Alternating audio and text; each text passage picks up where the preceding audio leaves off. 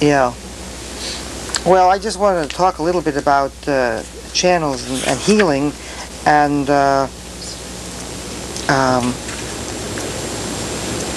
what is wholeness, and why is it that when we're studying different forms of psychology and facilitation work, why is it that we stress always certain channels and leave other channels of experience out? What does that do to? Would you repeat that question? When you're studying massage or something like that, the average massage person will work with her hands and may well be, I don't know about here, but the average person outside will be shy about making the transition between what's happening in your hands and in the body and the visual experiences the person is having.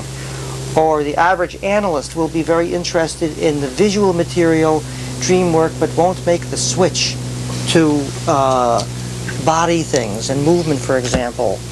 And I can't explain it. All I know is that some wholeness somehow must, we expect the people around us to be whole as a facilitator, best thing is if you're as whole as possible too, and develop your abilities in various areas. Yeah. And why is it that there are so many channels to begin with inside of us? Why do we use so few? Why does that child not use her movement channel herself? Why is that? Why aren't people trained to use movement right from the beginning, for example?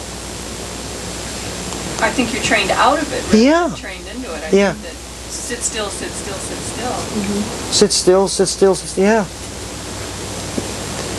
It's hard to understand. The more I study, the more questions I come up with. I can't explain things like this. I don't know why it is, but I think it's time. Some change is in order. You have an idea about that, Arnie? I can't figure it out. Well, a noisy baby would irritate. Noisy baby who's moving around all the time would irritate parents no matter where you are. If you're 3 years old and running around, it doesn't matter where you are. Well, a kind of parent that would go in and scream with the baby and find out what she or he is feeling relieves babies too, you know. So it's disturbing, but it's something's called, you want the kid to shut up, of course. Yeah, I didn't think of that. Let me put a few ideas in here while we're still talking about ideas. One of them, there's a couple of concepts which I think are useful. When I use the word process, I mean something very specific, most of the time. The rest of the time, I don't mean anything. But I mean something specific. When I use the word process, there are several elements to it. It is one of these. It's a blank term that we all use to cover 1,000 things. But one of the meanings of the word process is connected with the word teleology or meaningfulness. Teleology. That what's happening is meaningful. Another aspect of the word process for me means not programming. It's as differentiated from programming. Not programming. For example, if people do things, if the way you work or facilitate stuff looks about the same, 80 or 90% of the time, then you're using a specific program, whether you've identified it as such or not. And if what you do with people looks relatively different from person to person, then you know you're following their process. But by the way, why not? Many people's process may well be the program that you are doing. I have to put it that way too. If the people who work with you and enjoy doing that, then it may well be their individual process to do that particular program with you during that period of time. I want to say that. But the word concept of process is an awareness idea that you're following what's happening and that things are very different. You're not sure exactly what is going to happen with people. And it's usually very, very different from person to person. So it's different than programming. And process for me also means something about has to do with following the total situation. I'm going to explain that bit by bit now, what I mean by total. Let's say you're going to do a dream work with me. Here I am. I'm one of your clients, and we're going to do this all together in a minute. Let's say I'm a client of yours, and you're going to facilitate. I've had a dream, and I would like your help with it.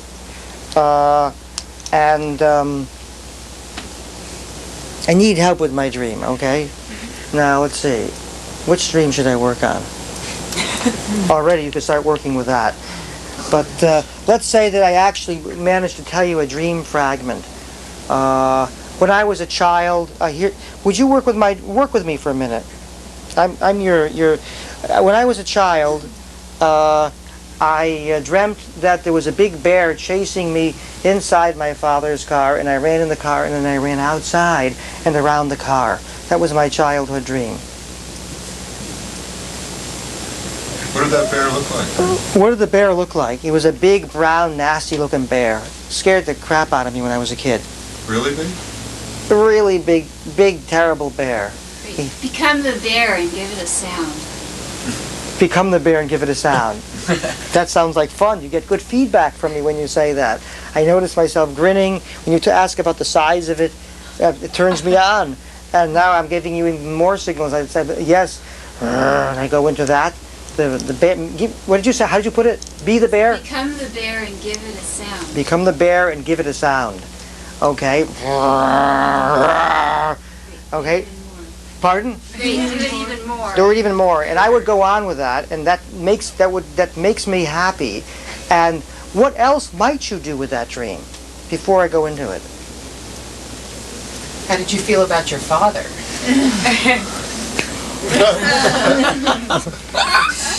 Great. You get good feedback on that too. I'm like into that. Yeah. I loved him and all sorts of stuff in there. Anything else? How else? You've used the word feedback a bunch of times. Could you just say something? Feedback. She said, yes, you say, how about the bear? Or what does he look like? I open my eyes and get excited. She says, become the bear. I'm about ready to jump into it. She asks about the father, and you notice all sorts of excitement that comes out of me. I'm like, really, I'm giving you good feedback on your intervention. Would you give an example of bad feedback? Okay, I'm waiting. I'm waiting. Somebody said, try, how else might you work with me? Be the car. Bad feedback, yeah. Yeah. Be the car, and then do try that again. Let's see if I can be authentic with it. Okay, first let me I had this dream about the bear. Okay, now go ahead. Be the car. Okay. That wasn't all that good, that feedback. Why not? There was a pause. There's a pause, and, pardon me? There wasn't enthusiasm, and you didn't see the juice coming out of me in my eyes and face and stuff like that. So I will be the car, and I may well get something good out of it. But you shouldn't be surprised if then when I become the car, that not as much happens as when you follow where my process was in the moment. At another point, being the car is going to be the right intervention. But there are things that I did that I'd like to point out that you might also pick up. I'm going to tell the dream again, and this time, you guys keep your eyes open for movements and words. Which words do I stress? Now I'm saying it, I'll probably get it all screwed up. But which words do I stress? Because what happens if I stress a word? That would also be an intervention. Interventions are things the other person is doing already. They have their own dream work there. And the best dream work is the dream work that the other person is recommending unconsciously by what they're doing. I'm trying to show you what the idea of following somebody's process. Okay, so listen for words and listen and watch the kinds of things that I do and movements. Let me try it again.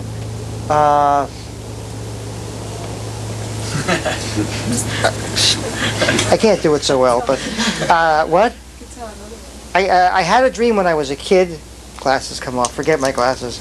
I had a dream when I was a child, and the dream was that I was in my father's car, and a big bear came, and now this bear grumbled, grrr, and I got scared, and I ran out of the car, and I zoomed around, and in ever increasing circles away from my father's car, and the bear was after me all the time.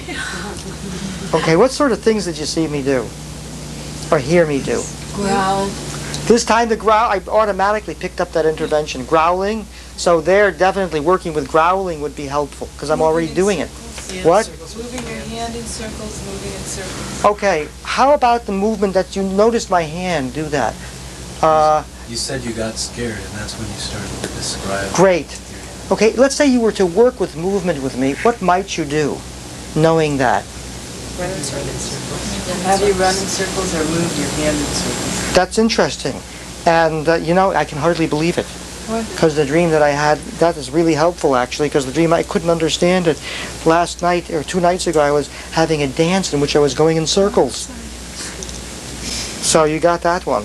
And I could, you would ask me to move in circles, or something like that. And then I would go ahead and move in circles, and out of that might come something important. You also said increasingly bigger circles. Yes. So I'd do smaller and then bigger circles. Yes. Okay, now here's also an interesting thing about dream work. I want to recommend to you something to experiment with. We're going to do this as an exercise next. This is an experiment for you to think about. Dreams, too, this is a strange thing to say, dreams, too, can limit you. That why stick to the experience, to the imagery of a dream? Why not start with a circling and watch where it goes from there? It will probably become ever-increasing circles if you follow somebody's process. One of the measures of how well you do process work, one possible measure, is afterwards that what you do explains the dream automatically without following it.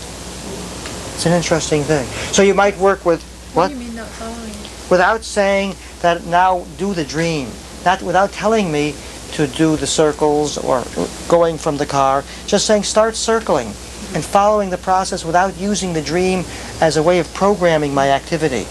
It's a very experimental attitude.